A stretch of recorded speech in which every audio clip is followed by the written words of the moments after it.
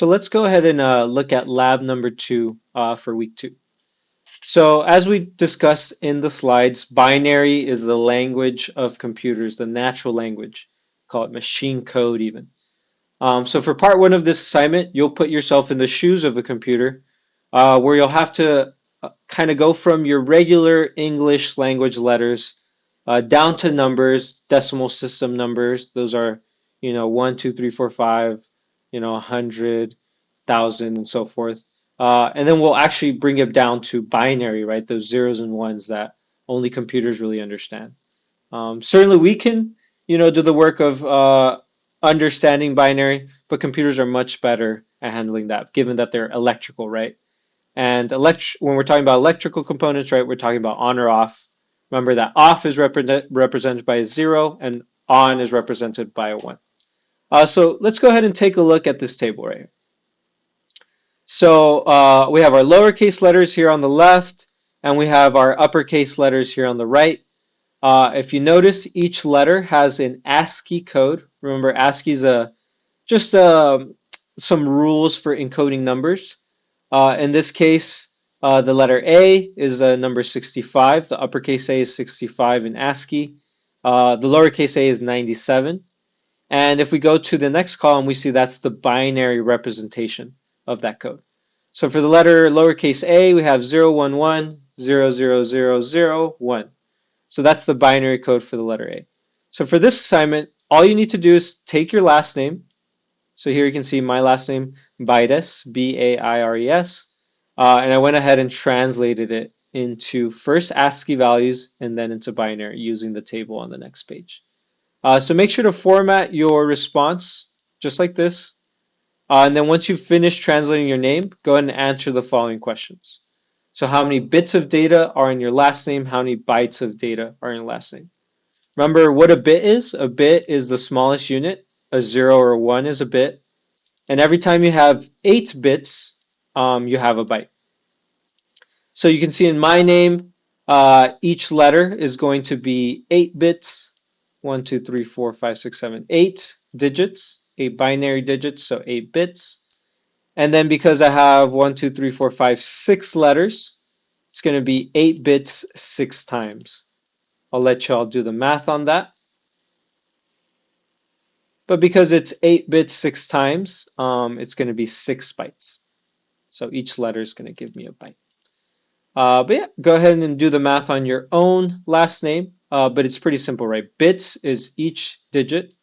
So you count the number of digits here in total. I have 48 bits. And then as far as bytes go, I'm counting them in groups of 8. So I have 1, 2, 3, 4, 5, 6. I have 6 bytes. So everyone's going to have a different amount of bits and bytes in their last name. Please use the table to do those conversions, and then please format your conversions like this. I prefer if you do it on paper.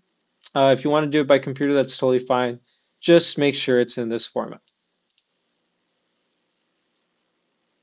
As far as part 2, we're going to watch a video on Moore's Law. We're going to take a look at 2 photos that I found online.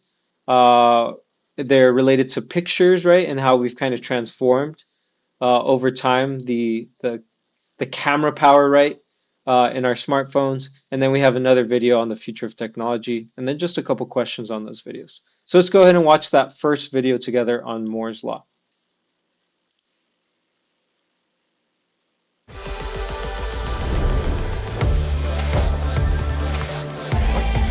Have you ever noticed that the fast? So yeah, Moore's Law is just a law on how quickly the processing power of computers has been increasing since their inception, particularly once we got into digital computers. The faster technology gets, the cheaper it gets. It all comes down to this guy, Gordon Moore, and a prediction he had made over 50 years ago that became. Yeah, so Gordon Moore made this prediction that computers are going to get faster and they're going to get cheaper to use. And for the most part, it's held true, right? We started off with these really big, clunky, expensive computers. Now pretty much everybody, right, here in the US has access to some kind of computer. And personal computers, right? Also mobile computers, right, have made this even more accessible where They really just fit in our pocket or inside our backpacks. Became a driving force of technological innovation. It's called Moore's Law, not to be confused with Murphy's Law, which is all about things going wrong. Moore's Law is kind of the opposite. It's about how everything gets better and better. The simplest explanation of Moore's Law is this.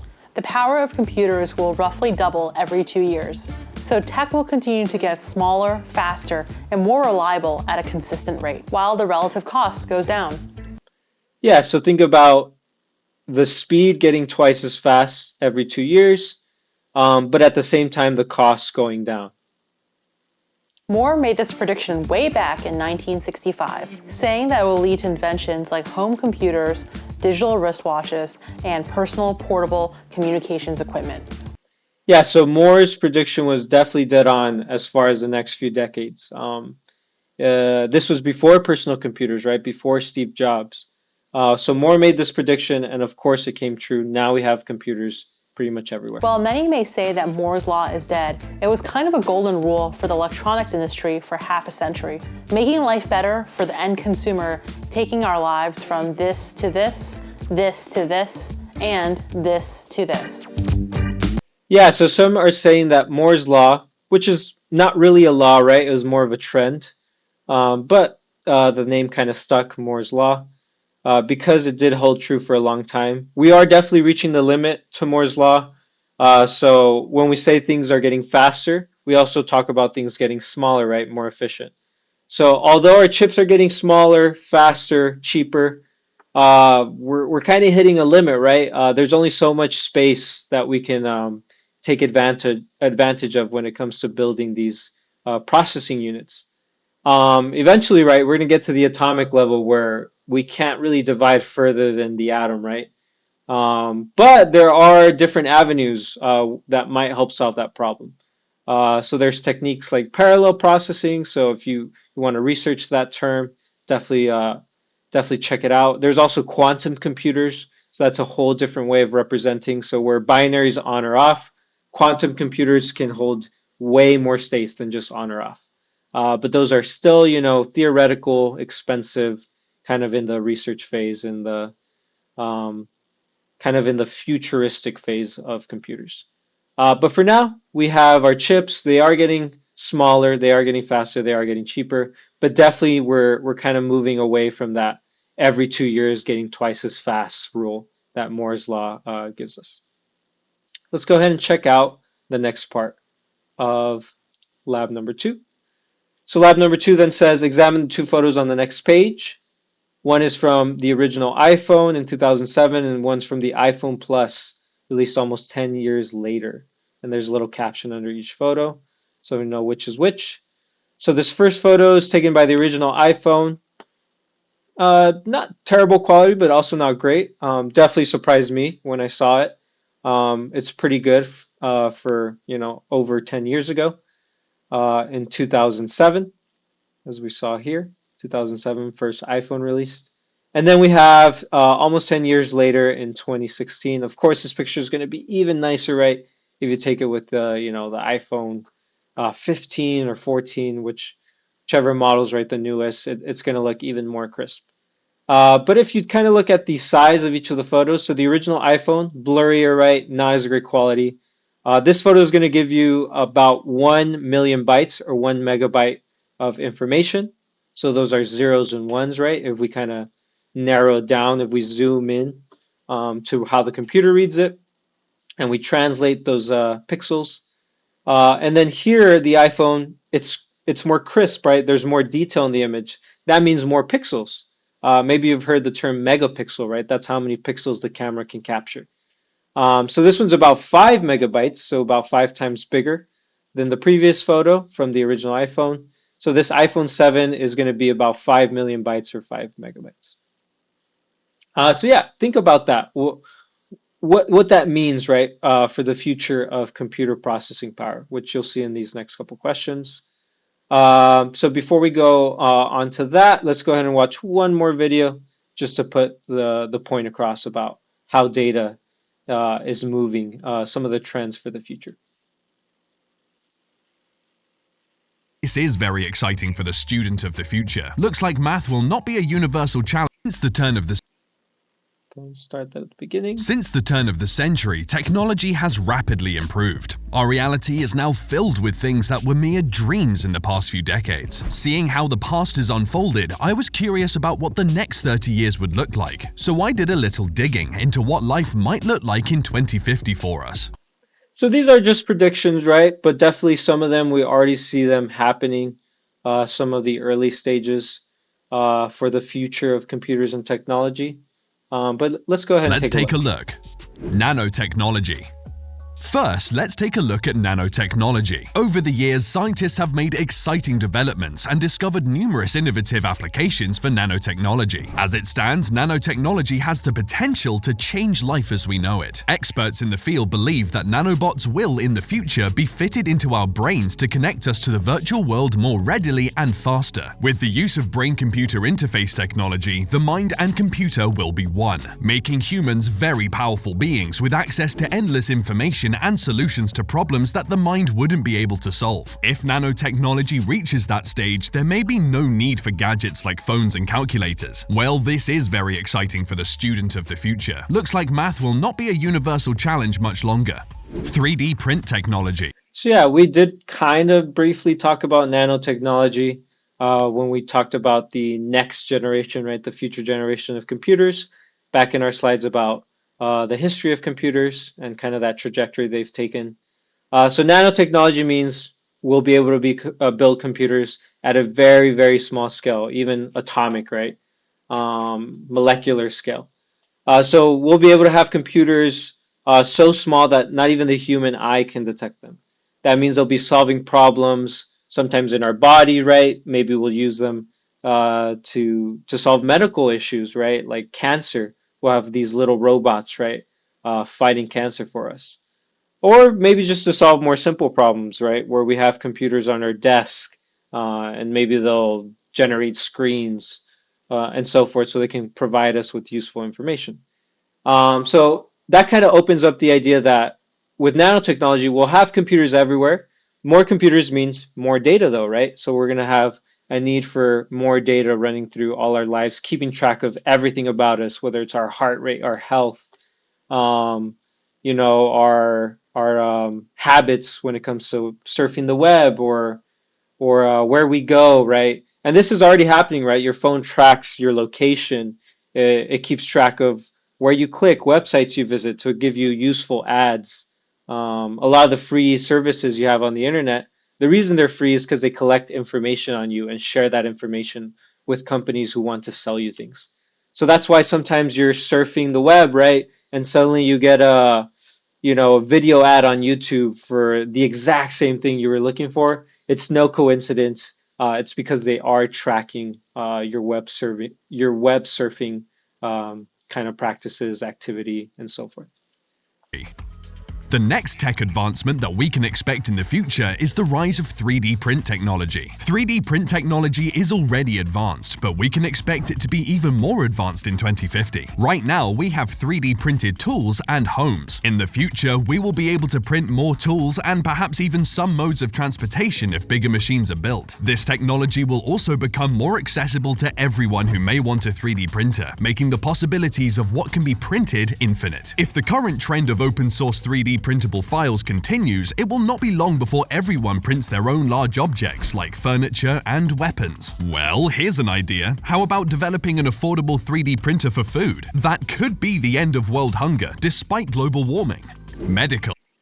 Yeah, so 3D printing opens up the idea of computers actually building things for us, right, in the real world. So you kind of just upload a file, right? That's the design for whatever you want to build. It could be a house, could be a car. Scary enough, right? Especially when we start talking about ethics of computers, you can even build weapons, right? And that is already happening. There are laws that are being developed today in the modern day to kind of deal with those issues. Because the idea of anyone, right, being able to build a gun, for example, without having to register it, without there being a paper trail, without having to go through the proper channels for purchasing it, can open us up to many dangers in our society. So yeah, again, computers affecting every single aspect of our lives, and also remember in terms of data, what kind of impact that'll have and the amount of data we need in our day-to-day. Now we go from the extinction of phones to the eradication of death. Well, by 2050, the finality of death may be a thing of the past. With the brain connected to a computer through BCI technology, the information stored in our brains can be transferred into a hard disk like computer files. That means the data, including memories, can be retrieved and uploaded into another being, maybe a more advanced humanoid robot. This way, the best minds in every field will be preserved and able to continue working on innovations. Another improvement to consider in the medical field is that serious diseases like cancer will be cured. The only downside to this development This is why I stopped shopping on Amazon, and you should too. Don't spend another dime on Amazon. is that every new technology is very expensive when it first comes out, so the rest of us may not have access to this literally life-saving technology for a while. Transportation. Yeah, so as we discussed with nanotechnology, right, where we'll have machines so small that they can help our cells fight cancer. There's also just so many different applications in technology for our general health that are used today even, right? It's not just regarding the future. But the future just really shows us that the way things are going is we're going to be more and more dependent on technology in order to monitor our health, to stay healthy as well. So again, think about how this affects the amount of data we need to work with now and in the future. Something that we may have access to is transportation. In 2050, transportation will have immensely changed. With experimentation focused on self-driving cars already underway from car manufacturers such as Tesla, it is not much of a stretch to believe that by 2050, the technology for fully automated vehicles will exist. Some notable advantages of such automated vehicles include a drastic reduction in traffic-related deaths because the vehicles will collaborate with traffic control systems. Another advantage is the change in lifestyle that self-driving vehicles will bring. With no need to man a vehicle, people will be free to choose whether to relax or be more productive as they travel. A lot of free time, considering the amount of time spent in traffic. Another interesting development is the Hyperloop One project by Elon, which aims to move the bulk of public transportation underground. With the use of electromagnetic levitation at historic speeds of 310 kilometers per hour, this train presents the opportunity for a faster, cheaper, and cleaner mode of transportation. And if more people opt for it, then there will be even fewer traffic-related incidents. Fuel. So yeah, go into the transportation aspect, right? If we do move on to self-driving cars, and that is the direction we're already going in, as they referenced there, Tesla. There are plenty of other manufacturers that are following in the footsteps of Tesla. We're going to have our cars drive themselves. In order to do that, the cars need data, right? So as we increasingly become dependent on technology and computers to solve these problems in our lives, in the case of self-driving cars, right, that means you won't have to drive the car, right? You won't have to be paying attention behind the wheel. You won't have to hit the gas. All you'll have to do is tell the car where to go, and it'll handle the rest for you, right? That means no traffic virtually in the future, right? That also means no accidents, right? If we kind of perfect those algorithms or those instructions we give to the computer, where basically it's going to work with all the other cars in that network of computers, and all the cars are going to be talking to each other and saying, hey, I'm this far away, I'm going to slow down, so everybody else slow down. I'm going to exit, right, so make space for me. Whereas the way we have it now, right, we're suffering a lot due to human error, right? We make mistakes. We are humans indeed, so we can't execute things perfectly like computers do. So again, I want you to think about how this dependency on technology now and in the future affects the amount of data we have to work with, the amount of data that computers have to work with, and how that ties into Moore's law, right? If computers are getting faster every year and year, right, and we're handling more data, like, do we need them to continue to get faster? Are they fast enough now, right? Are they ready for the future? Or do they need to keep moving and moving, right, in terms of their speed? So yeah, think about Moore's law. Think about the possibility of Moore's law ending, right, where computers maybe hit a limit when it comes to processing speed. And think about how that ties into data, right? So we did the data exercise with your last name, how it's represented. We looked at the iPhone pictures, right? On the lab, here we saw in the lab, we saw the pictures, how there's more data from the iPhone 1 to the iPhone 7. So that brings us to the questions we have for this lab that we need to answer. So once you're finished encoding your last name in binary, you just have to answer these two questions. So first of all, what is Moore's law? So make sure if you need to rewatch the video to answer that question, or if you need to look it up, right, for further explanation. And then the second question is, why do we need computers to be faster and faster every year? So provide some examples in our daily lives where we'll need more and more data. So as you saw in the future video, they provide some examples. Also, you can think about the amount of data that the two iPhone pictures, right, had. So we went from 1 megabyte all the way to 5 megabytes. And today it's even bigger, right? We're talking gigabytes now for the size of some of our pictures. That's especially if you're talking, right, with even more advanced cameras. So let's see. So yeah, just think about, why do we need computers to get faster and faster? There's not a right or wrong answer. Just make sure you back it up with some examples from these resources. So you could use the iPhone pictures, the video on the future of technology, and then also remember to tie in Moore's law. What does that have to do with computers getting faster and faster? But yeah, that'll be it for lab one. So make sure to submit that. You'll have 1 week to submit from when it's posted. And if you have any questions, always feel free to reach out through the Canvas inbox.